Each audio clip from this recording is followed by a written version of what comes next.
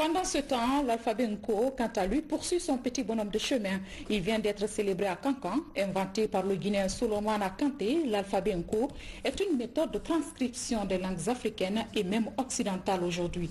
Bientôt, la construction d'une université Nko, la pose de la première pierre s'est passée à Kankan cette semaine. Explication et la Joya Yassil. À Kankan Nambaya, 72 ans après, on se souvient encore qu'un de ses fils a vécu pour l'humanité. Suleiman Kanté est celui qui invente en 1949 l'alphabet Nko pour transcrire en langue nationale toutes les autres langues étrangères, notamment le français, l'anglais et l'arabe.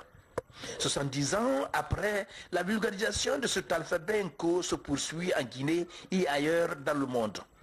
L'Nko est considéré comme le moyen de communication de l'espace socio-culturel du Manding.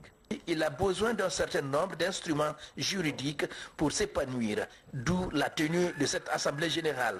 Nous sommes très contents aussi que cette fois-ci, c'est le lancement de la création d'une fondation au nom de le feu Kramo Suleiman Kanté pour pouvoir mobiliser les fonds nécessaires devant nous permettre de contribuer au développement structuré et organisé de cet alphabet.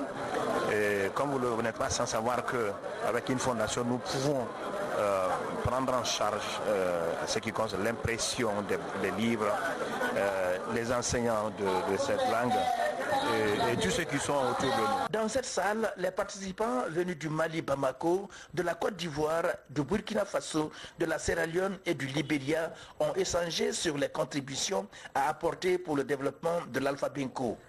Les contributions individuelles sont fixées à 10 000 francs et les bonnes volontés se sont manifestées sur place. Le chef de l'État, professeur Alpha Condé, a fait un geste de solidarité et a apporté sa contribution financière. D'autres initiatives ont été annoncées comme celle de la pose de la première pierre de l'université Suleiman Kanté, une initiative de l'Union Mandé Sabati. Tout Kankan, tous les professeurs Nko, tous les élèves, en un mot, toute la population de Kankan se sont mobilisés. Ils sont très contents par rapport à la pose de la première pierre qu'on projette à un jour historique. L'alphabet Nko a connu beaucoup de progrès depuis sa création. Le lecteur en alphabet Nko est capable de se promouvoir des livres dans toutes les disciplines. Avec la construction de ce complexe scolaire et universitaire, l'alphabet Nko s'impose comme une nécessité d'usage dans le système éducatif guinéen.